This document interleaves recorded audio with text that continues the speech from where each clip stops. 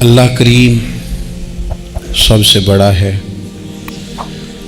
نبی اکرم نور مجسم صلی اللہ تعالی علیہ وسلم اللہ کے محبوب مطلق ہیں۔ ہم اللہ کے بندے ہیں اور رسول کائنات کے غلام ہیں صلی اللہ علیہ وسلم۔ ہمارا ایک بہت بڑا تعارف ہے، عباد الرحمن کہا ہے اللہ تعالیٰ نے اپنے بندوں کو۔ ہمیں کہا ہے کہ تم بہترین امت ہو۔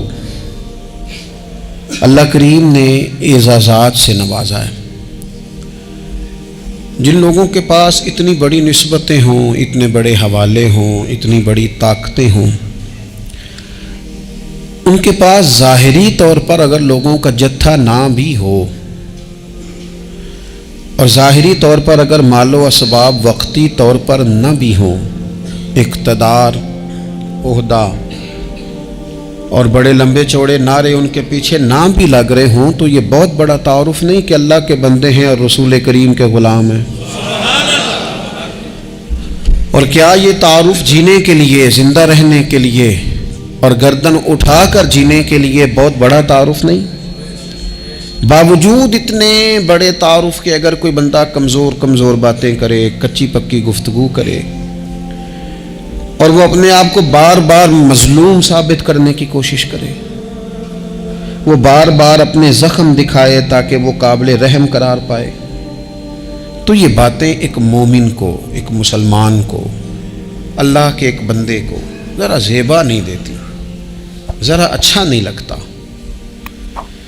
مسلمان اعصابی طور پر، ذہنی طور پر، نفسیاتی طور پر ایک طاقتور قوم ہے۔ مسلمان وہ قوم ہے جو مرعوب نہیں ہوتی، یہ روب دکھاتی ہے، روب۔ ہم وہ لوگ ہیں کہ جن کے اکابرین سوئے بھی ہوتے تھے، سوئے ہوتے تھے حضرت عمر، لیکن ان کو سوئے ہوئے دیکھ کر بھی لوگ کانپا کرتے تھے، اس لیے کہ شیر تو شیر ہی ہوتا ہے نا، وہ سویا ہو تو پھر بھی شیر ہی۔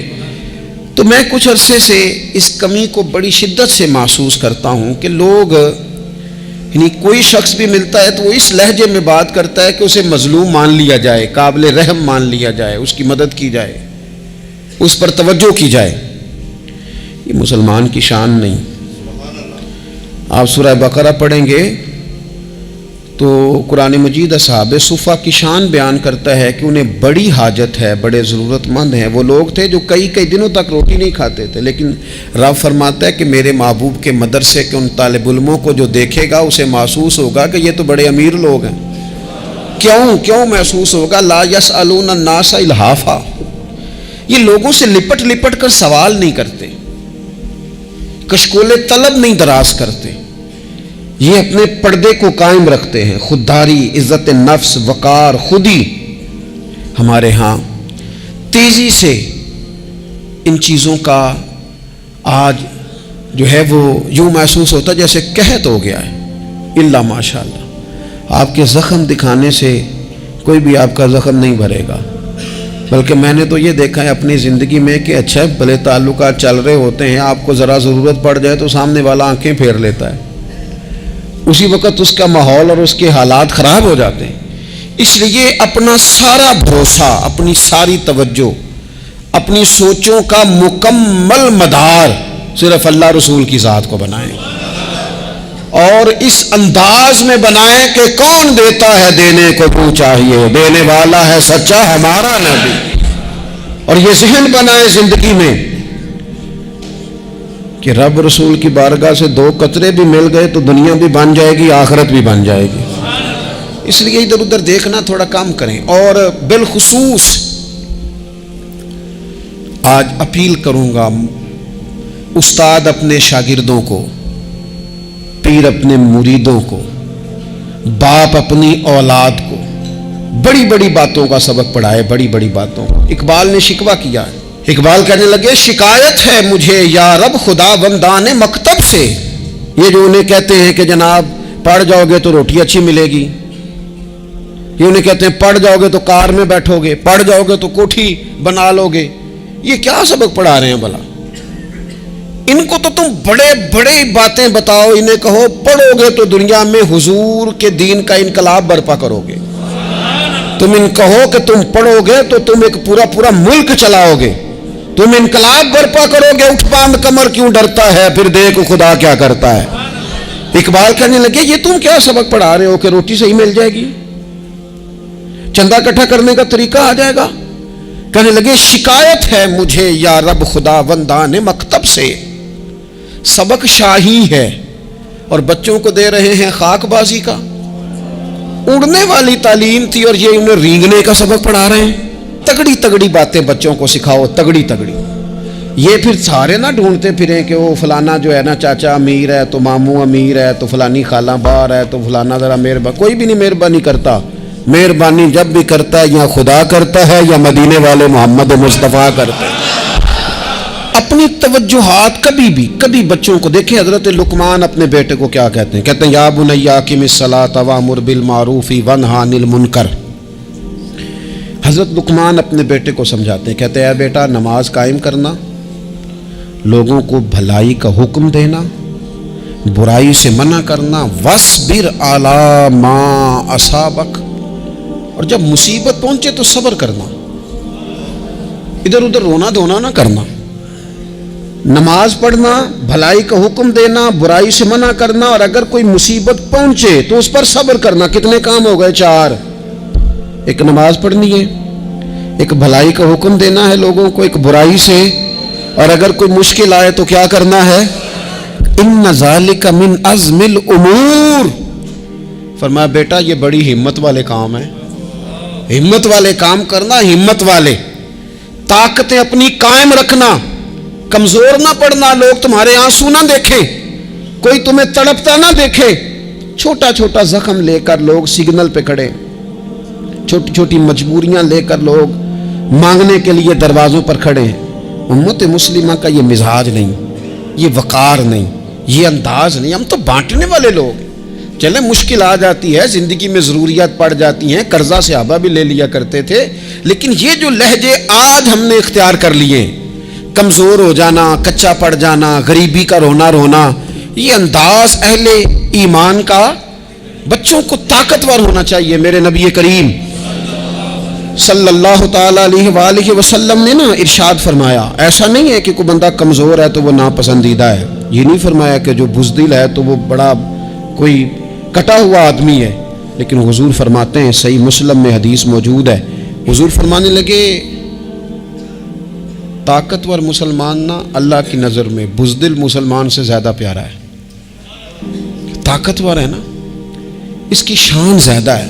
یہ جو با ہمت ہے، با حوصلہ ہے، جس کے اعصاب مضبوط ہیں، یہ رب کریم کی بارگاہ میں باوقار ہے. اللہ کے حضور اس کی قدر ہے. اور حضور علیہ الصلوۃ والسلام صحابہ کو دعائیں سکھایا کرتے تھے، اور تعلیم امت کے لیے خود بھی حضور وہ دعا فرمایا کرتے تھے. کہتے تھے اے اللہ بزدلی سے بچا، کنجوسی سے بچا، اے اللہ اس بڑھاپے سے بچا جو انسان کو بڑا پریشان کر دے. حضور دعائیں مانگا کرتے تھے. دیکھیں بیمار انسان ہو جاتا ہے، اگر وہ سوچے نا رب کی طرف سے ہے تو پھر بیماری کا لوگ بڑا مزہ لیتے ہیں، کیونکہ جب بندہ بیمار ہوتا ہے تو نفسانی خواہشات ساری ختم ہو جاتی ہیں. اور میں اکثر دوستوں سے کہتا ہوں کہ بعض چیزیں ایسی ہیں جو وجد میں لے آتی ہیں بندے کو اگر وہ غور کرے تو. آپ یہ حدیث پاک سنیں، حضور علیہ السلام نے فرمایا بیمار کے ساتھ ضد نہ کرو کہ ضرور کھا، ضد نہ کرو، اس لیے کہ اللہ اسے کھلا بھی دیتا ہے پلا بھی دیتا ہے. اب جب کسی کو پتہ چلے کہ میں بیمار ہوں تو رب مجھے کھلا پلا رہا ہے تو مجھے بتائیے بیماری کتنی پیاری لگے گی، بیماری میں کتنا سرور آئے گا. پھر تو انسان ہمیشہ چاہے گا کہ مجھے وہ چیزیں ملیں جو مجھے اللہ تبارک و تعالیٰ کی بارگاہ کے قریب کر دیں. دوسری بات یہ ہے کہ میدان میں جب انسان اترتا ہے نا تو اسے ایک بات اپنے ذہن میں رکھنی چاہیے کہ جیت اور ہار یہ اللہ تعالیٰ کے دست قدرت میں ہے، لیکن جب وہ لڑے تو جیتنے کے لیے لڑے. ہمارے ہاں نا بہت سارے لوگ لڑنے سے پہلے ہی ہارے ہوئے ہوتے ہیں. میدان میں نکلنے سے پہلے ہی وہ کمزور باتیں کر رہے ہوتے ہیں. ابھی سفر شروع نہیں ہوتا وہ کہہ دیتے ہیں نہیں جناب آپ کی بات تو ٹھیک ہے پر کیسے ہوگا, کیوں کر ہوگا, لوگ تو آج کل چلتے ہی نہیں, بڑے مسئلے خراب ہیں. اور پھر کچھ لوگ ایسے ہیں جن کی باتیں سن کر بندے بیک گیئر لگا لیتے ہیں. اور میں نے دیکھا باتیں کرنے والے وہیں رہتے ہیں اور کام کرنے والے کہاں سے کہاں چلے جاتے ہیں. یہ یقینی نہیں کہ جیتیں گے, لیکن جب میدان میں اترے نا تو پھر ہمیشہ جیتنے کے لیے اترے. کوشش کریں کہ میں نے اس انداز میں نکلنا ہے کہ میں نے نہ جیتنا ہے. حضرت مولا علی شیر خدا کرم اللہ تعالی وجہ الکریم سے کسی بندے نے پوچھا حضور آپ ہر میدان میں کامیاب کیوں رہتے ہیں؟ فرمانے لگے جیت ہار تو رب کریم کے دستے قدرت میں ہے, لیکن جب میں اترتا ہوں نا میدان میں تو میں دشمن دیکھ کے پہلے ہی فیصلہ کر لیتا ہوں کہ میں نے اس کے پیٹ میں خنجر مارنا ہے کہ گلے پہ, میں جیتنے کے لیے میدان میں اترتا ہوں. تو آپ دیکھ لینا دیواریں ہلتی رہتی ہیں اور در کانپ جاتا ہے. علی کا نام سن کر اب بھی خیبر کانپ جاتا ہے. کیوں کہ کہتے ہیں میں ذہن بنا لیتا ہوں کہ میں اسے کاٹ کے لاؤں گا, میں ڈرتا اور سہمتا ہوا میدان میں نہیں اترتا. ذہن ہوتا ہے کہ آج لڑوں گا تو جیتوں گا, آج میں دیکھیں میں کیا کرتا ہوں. حوصلہ نہیں پیدا کر پا رہے بچوں میں. کچھ بچے بھی اللہ خیر کرے عزم و ہمت والے لوگوں کے پاس بیٹھتے نہیں.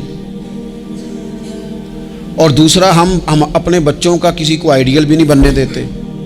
بچے کسی کا نام لیتے ہیں تو ہم کہتے ہیں پتر چھاڑ پر.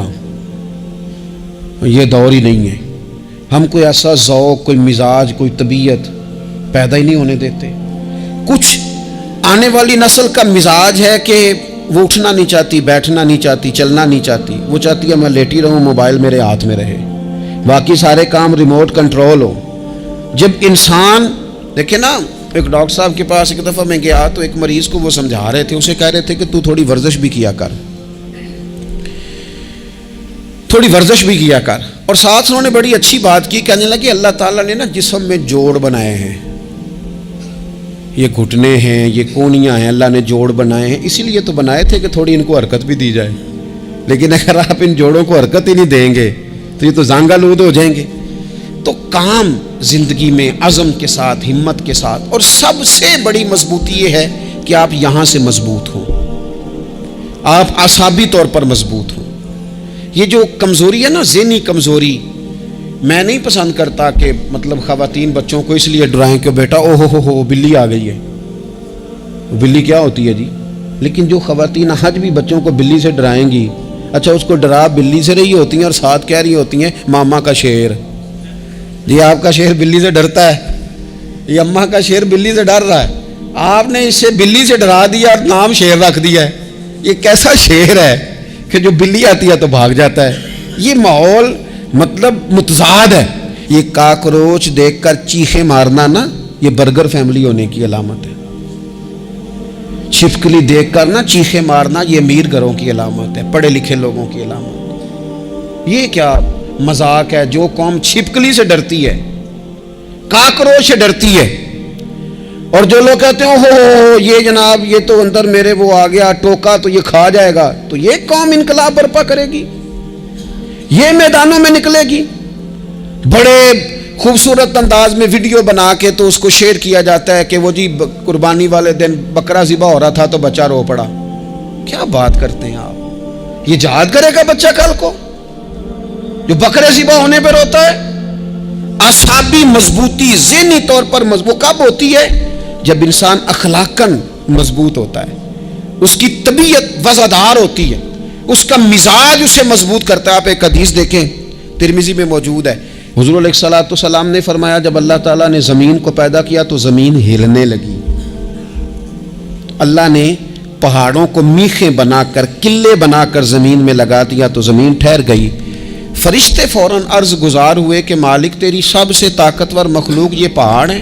فرمایا نہیں, لوہا جو ہے نا وہ پہاڑوں سے بھی طاقتور ہے, کیونکہ لوہا پہاڑ کو کاٹ دیتا ہے. یا اللہ پھر لوہا سب سے طاقتور ہے؟ فرمایا نہیں, آگ اس سے بھی طاقتور ہے. کیا آگ سب سے طاقتور ہے؟ تو فرمایا نہیں, پانی بھی ہے. کیا پانی طاقتور ہے؟ فرمایا ہوا بھی ہے, جو پانی کا رخ پھیر دیتی ہے. مسلمانوں خدا را اس سے بڑا ذوق نہیں ملے گا. میں طاقتور ہونے کا طریقہ بتا رہا ہوں. ہمارے ہاں لوگ سمجھتے ہیں کہ میں بولتا زیادہ ہوں اس لیے میں طاقتور ہوں, میرے پاس اسلحہ زیادہ اس لیے میں یہ دیکھو حضور نے بتایا طاقتور کون ہوتا ہے. یا رسول اللہ پتھر پہاڑ طاقتور ہے؟ تو فرمایا نہیں, ان پر تو لوہا ہے, لوہا طاقتور ہے. نہیں, اس پر تو آگ ہے, آگ طاقتور ہے. نہیں, اس پر تو پانی ہے, پانی طاقتور, اس پر تو ہوا ہے. تو حضور پھر مہربانی کریں بتائیں طاقتور کون ہے. تو یہ دیکھو نا, یہ یاد رکھو نا, یہ کائنات کے سب سے بڑے حکمت والے محبوب کی بات یاد رکھو نا. حضور فرمانے لگے سب سے زیادہ طاقتور وہ مومن ہے جو سیدھے ہاتھ سے صدقہ دیتا ہے اور دوسرے کو پتہ بھی نہیں لگنے دیتا. اس ہاتھ سے صدقہ دیا اور اس ہاتھ کو پتہ, جس میں یہ اخلاقی طاقت آ جائے نا کہ اللہ کے راستے میں دیکھ کر پھر اسے چھپانا آ جائے, وہ بڑا طاقتور آدمی. وہ میں یہ سب سے بڑا طاقتور ہے جس نے اپنے رب سے راز نیاز شروع کر لیے. اللہ کے راستے میں دیتا ہے پھر کسی کو خبر. یہ کون سی طاقت ہے؟ یہ روحانی طاقت ہے, یہ اخلاقی طاقت ہے, یہ کردار کی طاقت, یہ سوچوں کی طاقت ہے, یہ آپ کے مزاج کے بلند ہونے کی طاقت ہے. لیکن اگر مسجد میں ٹائلیں لگوا کر بھی ایک ٹائل پہ نام لکھوا لیا ہے, اگر کہیں تعاون کر کے بھی کہا میرا ذکر کرو, کوئی خدمت کر کے کہا میرا نام لو, پھر آپ کمزور ہیں, پھر آپ طاقتور نہیں ہیں, پھر آپ نے بزدلوں جیسا کام کیا, پھر آپ نے وہ رنگ اختیار کیا ہے جو شاید آپ کو ذہنی طور پر بڑی کوفت میں مبتلا کر دے. تو اعصابی طاقت, اعصابی قوت. آپ دیکھیں حضرت صدیق اکبر رضی اللہ تعالیٰ عنہ, حضور نے تربیت کی تھی نا. میں ذمہ داری سے کہتا ہوں کہ تعصب کی اینک نہ کسی نے پہنی ہو, ورنہ کائنات میں عشق کی داستان ختم ہو جاتی ہے جناب صدیق اکبر پر. جو پیار انہوں نے مدینے والے محبوب سے کیا ہے کوئی کر ہی نہیں سکتا. اور ہر وقت کی جدائی, ہر وقت کی, یعنی بیٹھے بیٹھے نا حضور کے وصال کے بعد بیٹھے بیٹھے حضرت صدیق اکبر اٹھ کے نا تو ایک رستے پہ چلنا شروع ہو گئے. کسی نے پوچھا ابو بکر کہاں جا رہے ہو؟ کہنے لگے یار ایک دن نا محبوب 2-3 دن کے لیے کہیں گئے تھے, اس رستے واپس آئے تھے. جنہاں دے دل بر جانی وچھڑن کون روے پھر تھوڑا, یہ سب روگاں دا روگ محمد جس دا نام وچھوڑا. پریشان ہوں تو دل کر رہا پتہ نہیں یہاں سے آ نہ جائیں. اتنا زیادہ محبوب کی غلامی اور نبی پاک کی محبت کا ذوق, لیکن اعصابی طور پر مضبوط کتنے تھے.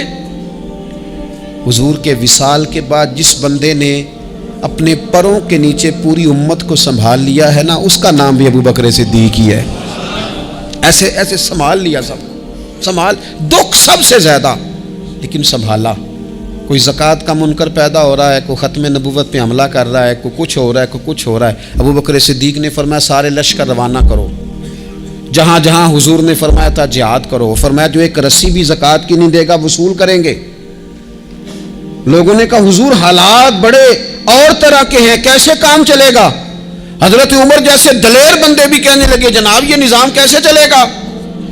تو ابو بکر صدیق فرمانے لگے عمر تجھے تیری ماں روئے, تو بڑے مضبوط مزاج کا تھا, یہ مجھے کیا پیغام دے رہا ہے؟ فرمایا عمر یاد رکھ اگر میں مدینہ منورہ میں اکیلا بھی رہ گیا اور جنگل کے درندے میرا آ کے گوشت بھی نوچ کے لے گئے تو پھر بھی میں ان اصولوں پر کھڑا رہوں گا جن اصولوں پر مدینے والے رسول نے مجھے کھڑا کیا ہے.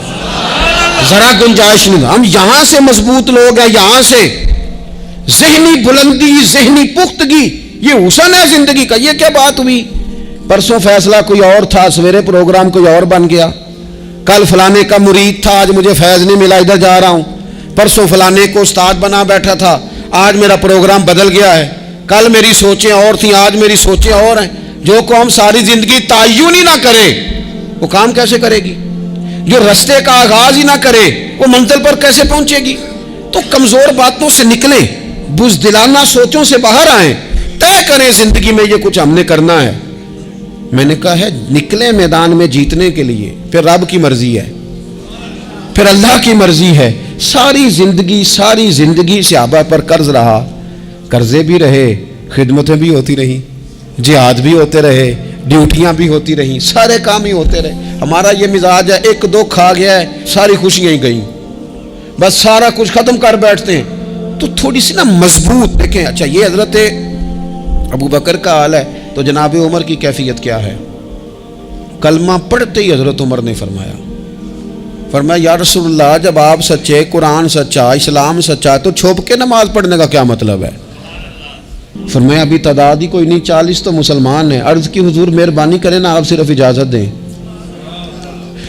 20 لوگوں کی صفیں بنا دی گئیں. ایک صف کے آگے حضرت عمر ہیں, ایک صف کے آگے حضرت امیر حمزہ ہیں. جناب عمر کہنے لگے چونکہ آپ اللہ کے رسول ہیں تو لہذا نماز بھی آج اللہ کے گھر میں پڑھی جائے گی.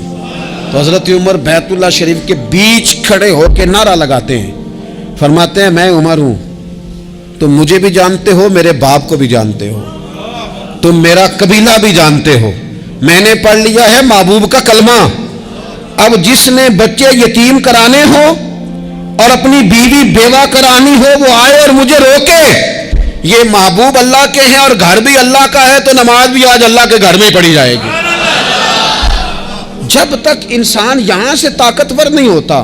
پھر بات آئی سیدنا عثمان غنی کی. میں پہلا وہاں اونا رنداں تو جنہیں کھلی بغاوت کیتی ہے, پورا قبیلہ اور طرف ہے. عثمان تیرے گھر میں مال ہے, دولت ہے, وزاداری ہے, لوگ سارے کیا کریں گے؟ والد مخالف, چچا مخالف. حضرت عثمان غنی جیسے آدمی کو پکڑ کے باندھ دیا گیا گھر میں. پر عثمان غنی کہنے لگے میں ان بزدلوں میں سے نہیں ہوں جو محبت بھی کریں اور اظہار بھی نہ کر سکیں, جو دعویٰ بھی کریں اور پھر ان کے اندر طاقت اظہار بھی نہ ہو. فرمایا تم جتنا باندھ سکتے ہو باندھ لو, تم اپنی دولتیں, حکومتیں اور اپنا جاہ و جلال سنبھال کے رکھو, ہم نے تو غلامی کا فیصلہ کر لیا ہے. اور پھر کی غلامی انہوں نے. اور جہاں تک بات ہے شیر خدا حضرت علی المرتضیٰ کی, حضرت علی المرتضیٰ شیر خدا کا تو یہ حال تھا کہ ساری زندگی میدان میں رہے. ایک دن حضور نے صرف فرمایا کہ آج آپ کو نہیں لے کے جانا, آپ تھوڑا نا میرے نائب بن کر, حضور کسی نہ کسی کو نائب بنا کے مدینے میں چھوڑ کے جائے. ایک دن صرف کہا نہیں لے کے جانا. تو حضرت مولا علی رونے لگے, کہنے لگے حضور میں بچوں کے بیچ رہوں, عورتوں کے بیچ رہوں, میری تلوار کو زنگ لگ جائے گا. حضور مجھے تو گھوڑے پہ بیٹھنا پسند ہے. اچھا میں آپ کو ایک اور بات بھی عرض کروں, پہلے بھی میں نے کہا تھا پھر کہتا ہوں, کچھ لوگ پڑھے لکھے ہوتے ہیں بہادر نہیں ہوتے. حضرت علی کے علم کا بھی کمال عروج پہ اور بہادری بھی پورے عروج پہ. زندگی نا بہادر لوگوں کی ہوتی ہے. یہ شہاب الدین غوری لیٹے ہیں یہاں سوابا میں, تو کسی نے پوچھا ان سے کہ یار آپ کہاں رہتے ہیں؟ کہنے لگے میں گھوڑے کی پشت پہ ہوتا ہوں. ہمارے بچے بڑی سونی فوٹو بناتے ہیں, ان سے پوچھیں آج کل آپ کیا کرتے ہیں تو کہتے ہیں موبائل چلاتے ہیں. آپ کیا کرتے ہیں؟ فوٹو کھینچتے ہیں. آپ کیا کرتے ہیں؟ کہتے ہیں وہ نا مجھے ایسا عجیب مسئلہ ہے موبائل کا کہ بچوں کی نا مطلب میں کئی دفعہ سوچتا ہوں کہ اگر انہیں کچھ 4 گھنٹے موبائل سے علیحدہ رہنا پڑا نا تو ہو سکتا ہے کہ ان کو ڈاکٹر کو بھی دکھانا پڑ جائے, اتنی کو بری حالت ہو گئی. مجھے ڈھیر سارے دوست کہتے ہیں جی آپ ٹیلی فون پہ ملتے نہیں. میں نے کہا میں پہلے ملا کرتا تھا جب تک لوگوں کی جیب میں موبائل تھا, جب سے لوگوں نے ہاتھ میں پکڑ لیا نا تو پھر تو ایک دن میں 100 نمبر ملتا ہے, تو پھر آپ کیسے موبائل پہ رہیں گے؟ پھر تو ایک ہی کام ہے, یا فون سنیں گے یا کوئی اور کام کریں گے. تو تھوڑی سی ہمت والی زندگی گزاریں. بزدلانہ باتیں, کمزور باتیں ہمارے بچوں کو بھی کمزور کر دیں گی. یہ کچھ نہیں کر سکیں گے. حضرت سیدنا عبداللہ بن زبیر رضی اللہ تعالیٰ عنہ, یہ مدینہ منورہ میں پیدا ہونے والے سب سے پہلے بچے ہیں. حضرت سیدنا ابوبکر صدیق رضی اللہ تعالیٰ عنہ کے نواسے ہیں. حضور کے پھپھو جناب صفیہ کے پوتے ہیں, اور عشرہ مبشرہ صحابی حضرت زبیر بن عوام ان کے بیٹے ہیں. شروع سے ہی بڑے بہادر تھے. ایک دن کچھ بچے گلی میں کھیل رہے تھے تو ایک شخص نے آ کے نا چیخ ماری, ڈرایا, سارے بچے بھاگ گئے. جناب عبداللہ ابن زبیر کہنے لگے کیوں بھاگتے ہو؟ اب چیخوں سے بھی ڈرو گے؟ واپس آؤ سارے, میں تمہارا امیر ہوں, آؤ ذرا اس پر حملہ کریں. ہم سارے بھاگے اور یہ اکیلا کھڑا رہے. اس پر حملہ کیا, وہ ڈرانے والا خود ڈر کے بھاگ گیا. تھوڑا سا نا مزاج, ذہن, طبیعت دیکھیں نا, بدتمیزی اور چیز کا نام ہے لیکن گفتگو کا مضبوط ہونا یہ اور چیز کا نام ہے. بچوں کو جب پوری طرح یہاں تو ہم ان کو اس قدر زیادہ کمروں میں بند رکھتے ہیں کہ جب وہ نکلتے ہیں باغی ہو جاتے ہیں. یہاں پھر یہ ہوتا ہے کہ ان کے اندر جو صلاحیتیں ہوتی ہیں وہ پوری طرح دب جاتی ہیں. وہ جو کیفیات ہوتی ہیں جو ایک مردانہ وصف میں ہونی چاہیے ان کے اندر موجود نہیں ہوتی. اقبال کہتے ہیں آئین جواں مرداں حق گوئی و بے باکی، اللہ کے شیروں کو آتی نہیں روباہی. اور یہ جو سہمے دوست ہیں نا بالخصوص غریب طبقے سے، ان سے میں عرض کروں گا کبھی کسی کی گاڑی دیکھ کر مروب نہیں ہونا، کبھی کسی کے مہنگے کپڑوں کے روب میں نہیں آنا، کبھی نہیں. حالات کے سہمے ہوئے لوگوں کو بتا دو حالات بدل جاتے ہیں، ایک جیسے نہیں رہتے. کبھی کمزور نہ پڑیں اور جگہ جگہ اپنے دکھ بھی نہ بتائیں، جگہ جگہ اپنے دکھ نہ بتائیں. ہمت کریں. وہ ایک شاعر نے کہا تھا کہ با ہمت لوگ کبھی ہارا نہیں کرتے، یا وہ جیت جاتے ہیں یا کچھ سیکھ جاتے ہیں. وہ نا میدانوں میں رہتے ہیں. کمزور نہ پڑیں. یہ جو اتنا لمبی لسٹ بن گئی ہے نا، اتنی لمبی لسٹ مانگنے والوں کی، اتنا لمبی فہرست ہو گئی ہے ہر سگنل پہ، ہر چوک میں، ہر رش والی جگہ پہ. یہ بتاتی ہے کہ لوگ اس کو ہار ہی نہیں سمجھتے، کمزوری نہیں سمجھتے، طاقت والا مزاج. حضرت عمر بہادر تھے تو بہادر لوگوں کو پسند بھی بڑا کرتے تھے. حضرت عبداللہ ابن زبیر چھوٹے تھے، بچوں کے ساتھ کھیل رہے تھے، اور یہ وہی حضرت عبداللہ ابن زبیر ہیں جو بعد میں امام حسین کے قاتلوں کے سامنے ڈٹ کے کھڑے ہو گئے اور انہوں نے اعلانیہ ان لوگوں کا بائیکاٹ بھی کیا اور ان لوگوں کے ساتھ صف آرا بھی ہوئے.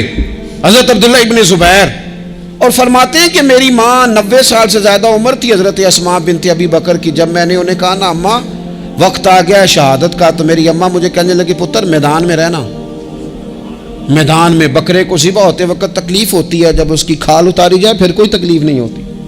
ایسے ہی کمزور نہ پڑنا. ہمارے ہاں تو لوگ کہتے ہیں نا پتر اندروں کنڈی لے لا، ساڑھی نہیں لڑائی.